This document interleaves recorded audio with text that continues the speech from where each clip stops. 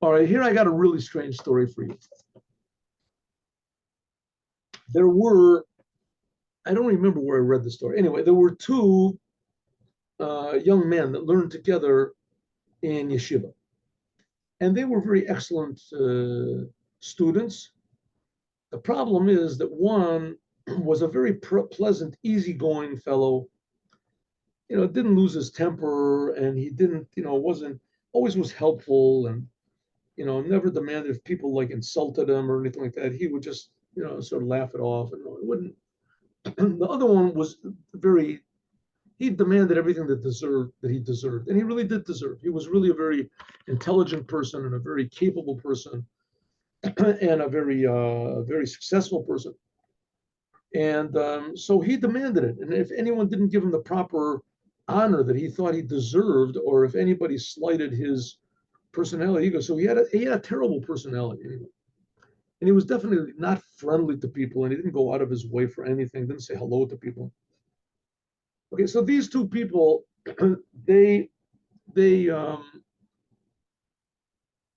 they got married.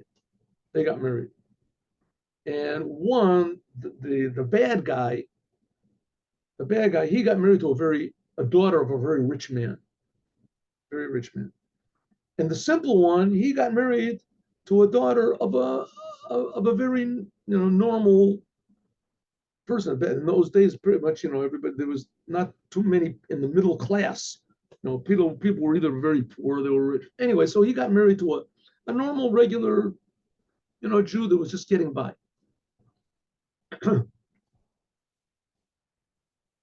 It didn't take much time, and suddenly, and the rich guy, he realized that his son-in-law, the one who married his daughter, was really just a terrible personality, an awful person, and he was, and nobody liked him. And on the other hand, the other fellow who was the learning partner of his son-in-law, had been his learning partner. Everybody liked him. Everybody said hello, and everybody was talking to him. Little kids said hello to him. And he was very jealous. He was tremendously jealous that his fell into his portion, that he got stuck with this very egomaniac. But nevertheless, he was certainly, deserved it. He knew how to speak, and he knew how to teach, and he knew the answers to all the questions you asked in the Talmud. Anything you wanted to, he could explain everything. So, his rich father-in-law, nevertheless, was terribly jealous of the other one, but he couldn't show it. I mean, the fact is, he didn't have much of a better personality than his son-in-law did, but he couldn't show it to the other fellow, to the kind guy. Anyway, but God arranges things. So one day, this nice fellow was sitting in the synagogue, and he was learning, sitting in the back, and he was learning something. And sitting alone. There was nobody there. It was the middle of the day, and he was sitting there learning. Suddenly, somebody comes in who must not have noticed him, and he was crying and he was weeping. Please, God, please, you have to help me. You have to help me. I'm going crazy. I'm going out of my mind. I'm pulling the hair out of my head. Please, God, I need $3,000 rubles, whatever it is. I'm so ashamed. I'm so confused. If this gets revealed, I'm going to be ashamed of the country. I'm just so ashamed that I'm considering killing myself. So this fellow, the nice, scholar, he hears this, and he goes to the person. The person said, "Oi, did you hear this?"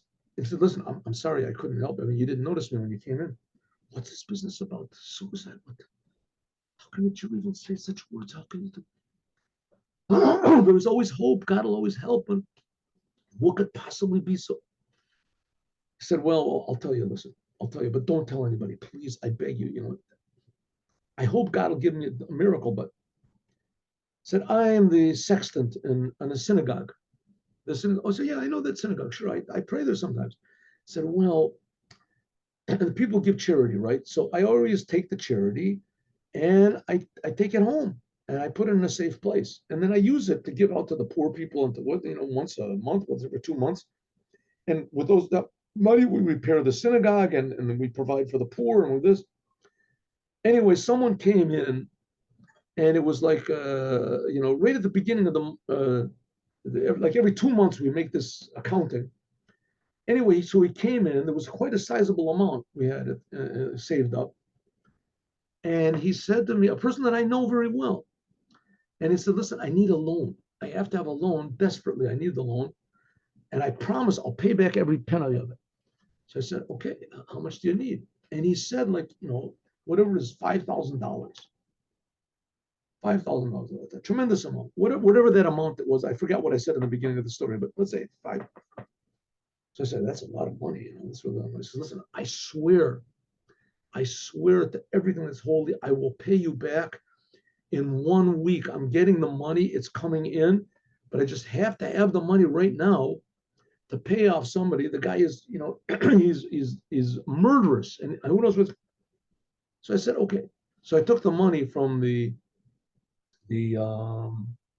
account, and I know I shouldn't have done it, but what could I do? The guy had such a good story, and I gave him the money. He's somebody who lives right here in the community, and the next day he left. He left. People told me, came up to me and said, "You have any idea where Schmerl, whatever his name, went?" I said, "What do you mean where he went?" He says his house is empty. There's nobody there. What? He left. He was supposed to pay me back in 1 week. Well, that week went by, and 2 weeks went by, and now 1 week is left, and I'm going to have to account for all that money, and I just don't know what to do. I don't know where to go, and it's a tremendous sum, and I'm just so embarrassed. And people are going to say, maybe they're going to suspect me. Who knows? That fellow that he left, he had an impeccable reputation. Maybe people won't believe what I said, or maybe they'll believe I'm in cahoots with him. I don't know what I'm just so confused. I don't know what to do. So this good fellow said, listen, just take it easy. As I can't take it easy. I don't know what to do. I don't want to run around away myself.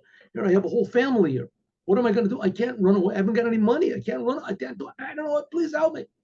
So I said, listen, I promise you that I'll get you the money, the 10,000. Let's say it was $10,000. I promise you I'll get the $10,000. I'll promise. I said, really? I said, yeah, I promise. Oh, thank you. You're saving me. Please do everything you can. So what did the nice guy do? He went to the father-in-law of his friend, the bad guy, he went to the rich father-in-law, and he said, listen, I need a loan of $10,000. Now, he had no idea how much this rich man, this father-in-law of his friend, how much he hated him, how much jealousy he was of him. Had no idea, because he never showed it. So now the rich person sees this nice guy that everybody likes coming to him, and he's asking for money. Now is my chance. Now I'm going to get this guy. How is he going to get him? He said, listen, I'll give you the money, but on one condition. First of all, it's a loan. You have to pay me back, but you can pay me back whenever you want to. Pay me back whenever you can pay me back little by little. Why do you need the money? So I can't tell you. So okay, but you have to do this. So listen, see this garment? He takes out a garment from a priest from the church. It's got a big, X on it, the big mark of the. How did he get it? It was a silk garment that a priest came in and borrowed money on it. He used it for collateral, and the priest couldn't pay back. So he said, take the garment. So that's it. I've got this garment. If you put this garment on, I guess he already also had a hat, one of these big hats, with a big point on it. And they both have this big, cross on it, noticeable on the back and on the front on this. You put this garment on and you walk through the streets of the town for 1 hour, right? You walk through the streets for 1 hour yelling out your own name. So everybody notices you. And I'll give you the money. Okay, you promise?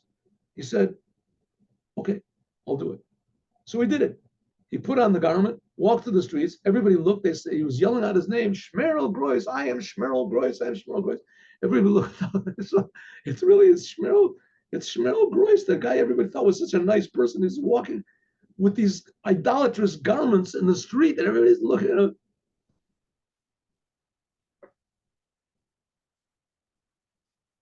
at him. So he does it for an hour, walks through the streets, and everybody thinks the guy is nuts. He's went out of his mind. We thought he was a nice. What's going on over here? Embarrassed himself to the bone, but he didn't care. And what could he do? He needs the money. He gave him the $10,000. He gave the $10,000 to the the sextant over there, and he paid his debts, and that's it. Now, little by little, he's going to. It could even be that in the story, I don't remember. It could be that he even said, "I'll give you the money. You don't even have to pay me back if you put on these garments." Okay, so he did it. He put on the garment. His wife, of course, is tremendously embarrassed. He can't tell his wife why he did it. But his wife loves him. She understands he's a good person. And he started acting normal, didn't say anything about it. People were asking him, why did you do that? He says, I can't explain it. And after a certain amount of time, the whole thing got forgotten. Right? At first, they thought he was nuts. Maybe they thought he was, who knows what, changing his religion. They didn't know what to think. But after a while, everybody forgot it. They saw he was a nice guy. Why he did it? Just forgot.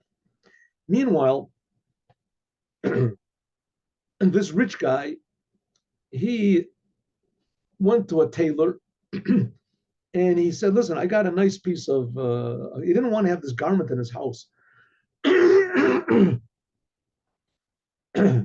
So he said, listen, I got this garment and I got it from a priest and it's real, but it's really good silk. What do you say? You think you can make something out of it? He said, yeah, sure. And he gave it, he sold it to him for, $10 something, sold it to him. And the tailor took it, he cut out the crosses, he burned them, whatever he did. And from the garment, he said, you know what? I'm going to use this garment and I'm going to make, or maybe it was fine linen. That's what it was. It wasn't silk. It wasn't silk. It was linen. Because he said, I'm going to make funeral shrouds for myself. Jewish people, when they're buried in a simple white garment. It's a simple white garment that's put on buried people. It says that the dead will wake up in this garment. So he said, it's a nice garment. I don't know what else I'm doing. All of a sudden, I got the idea to make a funeral shroud for this. So he did. He made a funeral garment. He felt he was a little bit old anyway. The tailor was an old guy. So he made from this garment, he made funeral shrouds for himself. And it almost was exactly right. There was one little area that was missing. So he took a piece of good linen from somewhere else and he tied it sewed it up over there. And he made it. Sure enough, after a year or whatever, he passed away. And it was in his will that they used these garments, and they used the garments, they buried him. And the tailor, after a week after he was buried, his wife knocks on the door of the rabbi of the town. Yes, he said, listen, my husband keeps appearing to me in a dream. And at first I just didn't pay any attention to it. But now he's begging me, please go and see the rabbi and ask him if it's okay. So what's okay? What are you talking about? So, well, my husband says that he's buried in these garments that protect him from all of the forces of evil and all the bad things that he's done in the past. It says they create like devils or spirits, whatever, that attack a person after he's dead. And he has a garment that protects him. It protects him from this, except for one little patch. And all the evil forces are coming in and they're making trouble through this little patch. And he's asking me if it's permissible. He's begging me to please dig up his body and to change that patch, to sew the garment together, however it is, and to remove that patch and to sew one part of the garment to another part of the garment, so it doesn't look so good, but it'll at least be closed. If it's permissible to dig up a body because of a dream and to do a thing like that. The rabbi says, how many times have you had this dream? So listen, maybe 10 times, and it's always the same thing. And the rabbi said, it's permissible to do. Let's see. Only a week since he died. They dug up the body, And sure enough, they found exactly where it was, a little patch from another garment that had been put there. They brought another tailor. He sewed up the garment so that they took out the patch and they just closed the thing. They sewed one part up with another part and they buried him down. And he appeared to him as a dream that thank you very much. What do we see from this? That garment was transformed from idolatry to be a holy garment because he used it, was willing to shame himself in order to benefit another Jew. And because he was willing to shame himself and did it with self-sacrifice to help another person, as that transformed the garment to be holy, to the point where the garment actually protected him, which shows the importance of doing good deeds. Have a good day with Mashiach now. And now I'm going to sound the shofar. I did not forget the shofar blast. I don't know how I'm going to do this. I'm going to try to cover over the top so maybe the sound won't be so, or maybe I'll turn this thing away. One second. You know what? You forgot to say have a good day with Mashiach now. I'll say that after I blow the shofar. Okay, great. Looking forward. Okay, one second. Looks like I'm losing control over here. The crowd is getting restless. One second. Let me. How am I going to do this? All right, I'll just try like this. Ready? Here we go. I'll cover it over so it's not.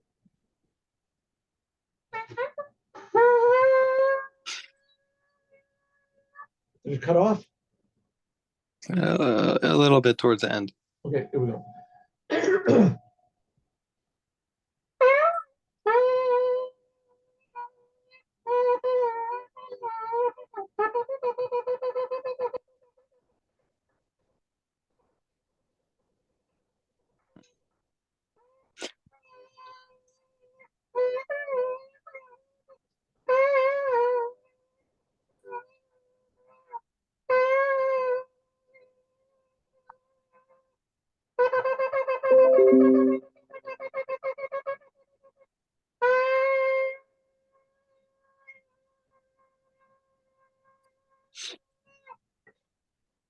Very good, very good. Have a good day with Mashiach now, everybody. God willing, tomorrow, 8:15. Hope to see you all. Amen. Thank you. Thank you.